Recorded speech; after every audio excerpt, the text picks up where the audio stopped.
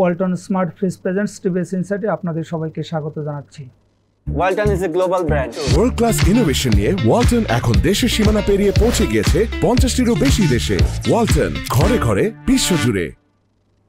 আপনাদের সঙ্গে আছি আমি আবুল কাশেম। আমরা আজকে কথা বলবো, আপনারা জানেন যে গত আওয়ামী লীগ সরকারের সময় যে বেসরকারি খাতে যে বিদ্যুৎ কেন্দ্রগুলি দেওয়া হয়েছে এবং সরকার এসব বিদ্যুৎ কেন্দ্র থেকে বিদ্যুৎ কিনে, সেই বিদ্যুৎ কেনার যে চুক্তি হয়েছে, এখনকার এই সরকার মনে করছে ওই চুক্তিতে বেশ কিছু অসংলগ্নতা রয়েছে এবং তারা এই চুক্তিগুলি রিভিউ করবে এবং রিভিউ করার পরে এটা সংশোধন করবে। এখানে বেসিক্যালি সরকার মনে করছে যে এসব বিদ্যুৎ কেন্দ্রে ট্যারিফ নির্ধারণে বা সরকার যে দামে বিদ্যুৎ কিনে এই কোম্পানিগুলো থেকে সেখানে অনেক বেশি টাকা দেওয়া হয়েছে। এটা রাষ্ট্রের অপচয়, এটা সরকার মনে করছে এবং এটা রিভিউ করে এটা কমানোর জন্য তারা একটা নতুন আইন তৈরি করতে যাচ্ছে। এই বিষয়টি টিভিএসে আজকে লিড নিউজ প্রকাশিত হয়েছে। নিউজটি করেছেন আমাদের সিনিয়র রিপোর্টার সাজ্জাদ হোসেন। আমরা আজকে তার কাছ থেকে বিস্তারিত জানবো। সাজ্জাদ, আপনাকে স্বাগত জানাচ্ছি। ধন্যবাদ। আপনার যে নিউজটা যেটা করছেন যে সরকার আইপিপি গুলির চুক্তিগুলি আবার রিভিউ করার প্ল্যান করছে, এটা আসলে কোন পর্যায়ে আছে বা সরকার কেন এটা করতে যাচ্ছে এখন? আচ্ছা, এই ডিসিশনটা আসছে গতকাল। সেটা হচ্ছে ক্যাবিনেট মিটিংয়ের পরে আপনার ফিনান্স অ্যাডভাইজার জার্নালিস্টদেরকে ব্রিফ করতে গিয়ে এই বিষয়টা নিয়ে আসছে। তো আমি এটার যদি একটা প্রেক্ষাপট যদি একটু বর্ণনা করতে হয়, কারণ আপনার এই সরকার আসার পর এই ইউনুস-লেড ইন্টারিম গভর্নমেন্ট, তখন পাওয়ার অ্যান্ড এনার্জি মিনিস্ট্রি নিজেরা একটা ডিসিশন নিয়েছে। প্রথমত যে কাজটা করতে, সেটা হচ্ছে যে ডিলগুলোর ব্যাপারে আমরা কথা বলছি, ইন্ডিপেন্ডেন্ট পাওয়ার প্ল্যান্ট, সেগুলার সবগুলাই নেওয়া হয়েছে গত আওয়ামী লীগ সরকারের সময়, এবং all of the power plant আপনার unsolicited deal without any tender. তো এখানে এই সরকার আসার পর, ইন্টারিম গভর্নমেন্ট আসার পর, ওনাদের ভিতর ওনারা বিভিন্নভাবে স্টাডি করে যেটা পেয়েছে প্রাইমারি স্টাডিতে, সেটা এর ভিতর অনেকগুলা পাওয়ার প্ল্যান্টের ডিল অনেক কোম্পানিকে আনডিউ প্রিভিলেজ দেওয়া হয়েছে, হায়ার ট্যারিফ নির্ধারণ করা হয়েছে, যেটা তাদের পক্ষে গিয়েছে। তখন তারা চিন্তা করলো, আমরা না, অতীতের যেসব ডিলগুলো হয়েছে আমরা এটা আপনার কি করব, আমরা রিভিউ করব। সেটা পাওয়ার ডিভিশন জাস্ট আপনার এই যে 5ই আগস্ট আপনার রাষ্ট্রীয় ক্ষমতায় আসার পর এর 2-3 মাসের ভিতরে এই ধরনের একটা ডিসিশন, এই ডিসিশনকে ইমপ্লিমেন্ট করতে গিয়ে ওনারা একটা কমিটিও করেছে। সেখানে ডক্টর জাহিদ থেকে শুরু করে আপনার বেশ কয়েকজন 6 জন প্রমিনেন্ট পার্সন আছে। তারা বাংলাদেশের রামপাল, আদানি সহ 11টা পাওয়ার প্ল্যান্ট, আপনার বিগ সাইজের পাওয়ার প্ল্যান্ট, তারা রিভিউ করছে। এট দ্য সেম টাইম আরেকটা কমিটি করা হয়েছে, সেটা পাওয়ার অ্যান্ড এনার্জি মিনিস্ট্রির যে নির্দেশনা অনুযায়ী, সেটা বাংলাদেশের যত পাওয়ার প্ল্যান্ট, ওই 11টা বাদ দিয়ে যত পাওয়ার প্ল্যান্ট, ছোট বড়, আইপিপি বলেন, প্রাইভেট সেক্টর বলেন, জয়েন্ট ভেঞ্চার বলেন, সবগুলোর জন্য আরেকটা কমিটি করা হয়েছে বুয়েটের এক শিক্ষকের নেতৃত্বে। এখন এটা ছিল ততক্ষণ পর্যন্ত ছিল আপনার পাওয়ার অ্যান্ড এনার্জি মিনিস্ট্রির অধীনে। গতকাল সেই ডিসিশনের ধারাবাহিকতায় গতকাল এই যে আপনি যে রিপোর্টটা করলেন ইনিশিয়ালি আমাদের অনলাইনের জন্য, সেটা এই গভর্নমেন্ট এখন আইপিপি পাওয়ার প্ল্যান্টগুলোকে কি করবে, রিভিউ করবে। সেটা ক্যাবিনেট কমিটিতে আপনার অ্যাপ্রুভ হয়েছে, সেটার একটা ব্রিফিং।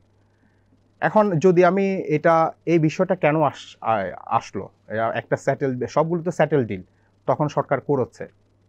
এখন ওনাদের ভিতর একটা ধারণা এই ডিল প্রসেসে আপনার বেশ কিছু অসঙ্গতি আছে, যেগুলা মালিক পক্ষকে আপনার ডিসপ্রপোর্শনেটলি ফেভার করছে।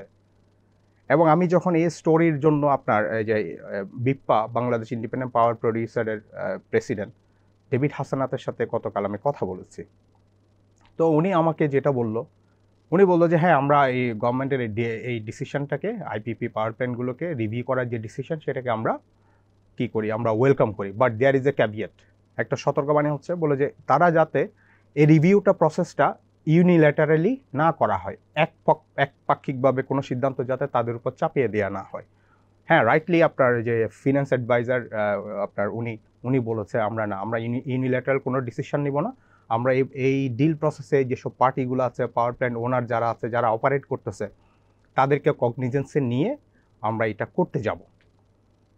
তো এটা যে করতে, আপনি যদি গভর্নমেন্ট যদি ইউনিল্যাটারাল কোনো ডিসিশন নেয়, এটার ব্যাপারে আমি কথা বলছিলাম আপনার ওয়ার্ল্ড ব্যাংক বাংলাদেশ চ্যাপ্টারের former lead economist doctor Zahid হোসেনের সাথে।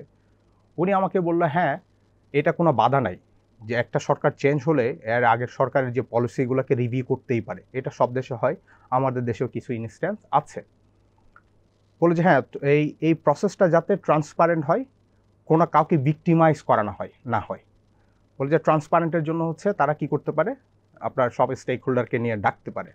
আর যদি গভর্নমেন্ট যদি গায়ের জোরে বাই ফোর্স যদি কোনো কিছু করতে চায়, যে চ্যালেঞ্জটা আপনার ফিউচারে আসবে সেটা হচ্ছে ইন্টারিম গভর্নমেন্ট হয়তো নাও থাকতে পারে, যেন যদি ইলেক্টেড গভর্নমেন্ট যেই সরকার আসুক, তখন তারা এটা কোর্টে চ্যালেঞ্জ করবে যে একটা সেটেল ডিল ইউনিল্যাটারালি তাদের উপর কোনো কিছু চাপিয়ে দেওয়া হয়েছে। ও দিস ইজ হোয়াট অ্যাকচুয়ালি এই জ্ঞাটা আছে আর কি, কেমিস্ট্রিটা আছে আর কি। এখন গভর্নমেন্ট কীভাবে ডিল করে সেটা আমাদেরকে দেখতে হবে। এখানে আমি আপনার কাছে জানতে চাবো যে সরকার যে চুক্তিগুলি করছে প্রত্যেকটা কোম্পানির সাথে, সেই চুক্তিতে তো হচ্ছে যদি কোনো ডিসপুট দেখা দেয় সেটা হলো আরবিট্রেশনের একটা ধারা আছে, এবং সেটা আমরা যতটা শুনছি যে ম্যাক্সিমাম চুক্তির ক্ষেত্রে এই আরবিট্রেশনটা হবে সিঙ্গাপুরের কোর্ট। রাইট। তো তাহলে সরকারের কি আসলে একতরফাভাবে এটা করার কোনো সুযোগ আছে? না, এটা একতরফাভাবে যদি আপনি করতে পারেন, আপনি আমাদের যে প্রশাসনিক কাঠামো, আমরা তো অনেক সময় এটা বিভিন্ন ইনস্ট্যান্স আছে বিভিন্ন জায়গায়, একতরফাভাবে সরকার একটা ডিসিশন নিয়ে নিল, ঠিক আছে, এটা জনগণের উপর ইম্পোজ করে দিল অথবা কারোর উপর ইম্পোজ করে দিল। কিন্তু বাট এখন এই আপনি গতকাল যে স্টোরিটা উনি যেটা বললো, রিপোর্টটা ফর ফিনান্স অ্যাডভাইজার, উনি বললো যে না, আমরা একতরফাভাবে করবো না। এটার যে এন্ড রেজাল্ট একতরফাভাবে করলে যে ভালো কিছু হবে না, সেটা ওনারা ডেফিনেটলি রিয়ালাইজ করছে, যে কারণ উনি বললোই যে আমরা সবাইকে নিয়ে কগনিজেন্সে নিয়ে আমরা এটা করবো। এট দ্য সেম টাইম আপনি যেটা বলছেন, এই যে চুক্তির ধারার ভিতর আছে হচ্ছে আপনার if there R some disputes, ওকে, যদি যে কোনো পক্ষ যে কোনো আপনার কোনো কিছু নিয়ে ডিসপিউট স্বাভাবিকভাবে সে রেজ করতেই পারে, কিন্তু এটার জন্য সলিউশন হিসেবে আপনি যেমনটা বলছিলেন সিঙ্গাপুর আরবিট্রেশন সেন্টার আছে, সেখানে হচ্ছে এটা কি বলে, ওখানেই হচ্ছে ফাইন। যদি কোনো পক্ষ অথবা আরবিট্রেশনে যেতে চায়, তাহলে তাদেরকে আলটিমেটলি ওখানেই যেতে হবে, ওখান থেকে যে রেজাল্টটা আসবে সেটাই হচ্ছে আপনার ফাইনাল ডিসিশন। আপনার কাছে আরেকটু জানতে চাবো যে এই যে আমাদের ধরুন যে আওয়ামী লীগ সরকারের সময় যদিও এই ইনভেস্টমেন্টগুলো হয়েছে, এখানে আমাদের প্রাইভেট সেক্টরে হিউজ পরিমাণ ইনভেস্টমেন্ট আছে, প্লাস হলো জয়েন্ট ভেঞ্চার আছে, অনেক বিদেশি কোম্পানি এখানে ইনভেস্ট করছে। তো তারা হচ্ছে যে একটা চুক্তি করে সেখানে তারা কি রেটে সরকারের কাছ থেকে ট্যারিফ পাবে, কত বছর পর্যন্ত সরকার বিদ্যুৎ কিনবে, এটা জেনে কিন্তু তারা ইনভেস্ট করছে। এখন যদি আপনি মাঝখানে এসে যদি সেগুলি কমায় দিতে চায়, এটা আসলে বিনিয়োগকারীদের কাছে কিরকম বার্তা যাবে? এটা এই বিষয়টা নিয়ে আপনি এই যে রাইটলি পয়েন্টেড আউট, এই বিষয়টা নিয়ে আমি আবার ডক্টর জাহিদের সাথে কথা বলেছি। তো উনি যেটা বললো যে ডিল রিভিউ করতে কোনো সমস্যা নাই, এটা করাই যায়, কিন্তু এখন আপনার করার প্রসেসটা হতে হবে ট্রান্সপারেন্ট, যাতে সবাইকে কনফিডেন্সে নিয়ে। তো এটার লাভটা হবে কি, বলে যে ফিউচারে যারা আমাদের দেশে ইনভেস্টর হিসেবে আসতে চায়, তারা মনে করবে যে না, ঠিক আছে, কোনো একটা যদি প্রবলেম হয় একটা ডিল প্রসেসে, কোনো একটা ডিলের যদি কোনো একটা ধার ক্লস নিয়ে যদি কারো যদি আপনার থাকে এই কি বলে এই কমপ্লেইন থাকে, তখন একটা ডিউ প্রসেস ফলো করে এটা সলভ করা হয়, হোয়ারএস আপনার ইউনিল্যাটারালি একপক্ষীয়ভাবে কোনো সিদ্ধান্ত চাপিয়ে দেওয়া না হয়। যদি সেটা করা হয়, তাহলে এটা আসলে একটা খুবই খারাপ মেসেজ যাবে ফিউচার ইনভেস্টরদের জন্য। এই প্রেক্ষিতে আমি একটা কথা বলতে চাই, যেহেতু আপনি নিয়ে আসছেন, গত 30 জুন আপনার সিপিডির একটা প্রোগ্রাম, রিনিউয়েবল এনার্জিতে চাইনিজ ইনভেস্টররা কেন এখানে 3 প্রেজেন্স কেন কম। তো ওখানে এক ভদ্রলোক হুনকান নামক এক ভদ্রলোক, উনি হচ্ছে চাইনিজ 180টা প্রতিষ্ঠানের একটা সংগঠন।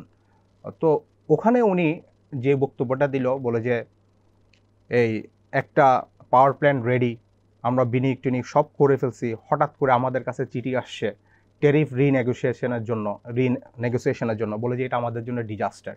কারণ আমরা তো একটা লং টার্ম প্ল্যানিংয়ে এত হচ্ছে এত ইনভেস্টমেন্ট, আমার এত লেভারেজ ট্যারিফ হলে এত বছর রান করলে আমার রিটার্ন আসবে, এখন অল অন এ সাডেন আমরা কমার্শিয়াল অপারেশন শুরু করতে যাব, এর আগেই যদি কোনো চিঠি আসে, তখন এটা আমাদের জন্য আসলে খুবই অ্যালার্মিং।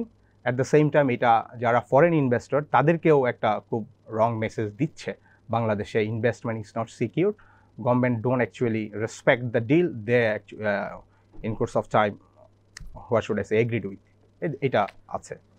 আপনার কাছে আমি সর্বশেষ জানতে চাবো যে এই আইপিপিগুলো তো অনেকদিন ধরে সরকারের কাছে তাদের হচ্ছে বকেয়া পাওনা রয়ে গেছে, তো এখন সেই পাওনার পরিমাণটা কেমন এবং এটা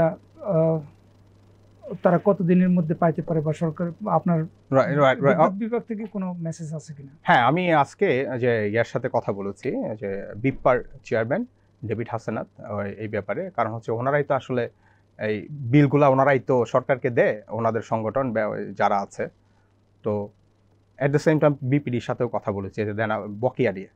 তো ওনারা যেটা বলে যে না, এই যে এক সময় আমাদের পাওনা হচ্ছে ডিলে যেটা আছে সেটা হচ্ছে উইদিন 19 ডেজের ভিতর ইনভয়েস দেওয়ার 90 দিনের ভিতর এটা ক্লিয়ার করতে হবে। সেটা জমতে সেটা বাড়তে 7 মাস পর্যন্ত হয়েছে। 7 মাস পরে আজকে দিলে, যেটা 90 দিন 3 মাস পরে 3 মাসের ভিতর পাওয়ার কথা ছিল 60 থেকে 90 দিন, সেটা ওনারা পেত তখন 7 মাস। ওকে, জাস্ট থিঙ্ক অ্যাবাউট যে কী পরিমাণ ব্যাকলগ ছিল। যখন এই সরকার রাষ্ট্রীয় ক্ষমতায় আসে, এই ইন্টারিম গভর্নমেন্ট 5 অগাস্ট, তখন আমি যেটা জেনেছি বিপিডিপি এবং বিপার কাছ থেকে মোর দেন 7,000 টাকা হচ্ছে আপনার বকেয়া ছিল। 7,000 crore 7,000 crore, সরি 7,000 crore আপনার বকেয়া ছিল। সেটা এখন কমতে লেস দেন 2,000 crore এই পর্যায়ে ঠেকেছে। এবং এই যে ঠেকলো, এটা কিন্তু বকেয়া না, এটা হচ্ছে রেগুলার পেমেন্ট। কারণ হচ্ছে ওই যে আপনি তো আজকে ইনভয়েস দিলে আপনি কালকে পাচ্ছেন না, আপনাকে পাওয়ার জন্য ডিলে আছে 16 to 19 ডেজ, যেটা হচ্ছে ওইটারই হচ্ছে রেজাল্ট, এটা কিন্তু বকেয়া না। তো ওরা বিপার প্রেসিডেন্ট আমাকে যেটা বললো যে হ্যাঁ, আমরা এখন রেগুলার পেমেন্ট পাচ্ছি, আমাদের কোনো হ্যাসেল নাই, অ্যাকসেপ্ট ফিউ এক্সেপশন। কীরকম বলে যে তাদের আগে থেকে সমস্যা হচ্ছিল বিভিন্ন জ্ঞানীয়, এই কারণে তাদের কিছু এইটা হচ্ছে এটা ইনসিগনিফিক্যান্ট, তাদের পেমেন্ট একটু হোল্ড হয়ে আছে এটা। আর এই যেহেতু এই আইপিপির এই আপনার ডিলটা আবার নতুন করে রিভিউ করতে যাচ্ছে, এই ব্যাপারে আমি একটু এই মতামামের সাথে কথা বলেছি, পাওয়ার অ্যান্ড এনার্জি এক্সপার্ট, আপনার বুয়েটের টিচার ছিল। উনি আমাকে বলে যে বাংলাদেশের আইপিপি স্টার্ট জার্নি শুরু হয়েছে 1996 সালে। তখন যে পলিসিটুকু করা হয় সেটা তৎকালীন সময় ইন্টারন্যাশনাল স্ট্যান্ডার্ডকে ফলো করে করা হয়েছে। এরপর থেকে পরে আবার রিভিউ হয়েছে এটা। এরপর ওই রিভিউতে যে ম্যাসিভ কোনো চেঞ্জ আসছে ওই রকম না। তো ওনার যদি বটম লাইন হচ্ছে আইপিপি যেই আপনার রুলসটা আছে আমাদের এখানে, যেটা এখন যে ফ্রেমওয়ার্কটা আছে, সেটা actually frame in line with the international standard. Okay, thank you আপনাকে। প্রিয় দর্শক, আমরা সাজ্জাদ হোসেনের কাছ থেকে বিস্তারিত জানলাম। আমরা আশা করব যে সরকার বিনিয়োগকারীদের আস্থায় রেখেই হচ্ছে নেগোসিয়েশন করবে। এবং আপনারা জানেন যে চলতি অর্থবছরে যে বাজেট সরকার ঘোষণা করেছে, সেখানে কিন্তু সরকার বলেছে যে বিদ্যুতের উৎপাদন খরচ তারা 10% কমাতে চায়, এবং 10% কমলে এটা প্রায় 11,000 কোটি টাকার মতো কমে যাবে। তো এতে হচ্ছে সরকারের ভর্তুকির উপর প্রেশার কমবে। তবে সব কিছুই হচ্ছে বিনিয়োগকারীদের আস্থায় রেখে করতে হবে, এবং জনগণের জন্য যেটা লাভবান হবে সরকার সেটাই করবে। আমাদের এই শো যদি আপনাদের ভালো লাগে, আপনারা লাইক করবেন, শেয়ার করবেন। সবাইকে ধন্যবাদ।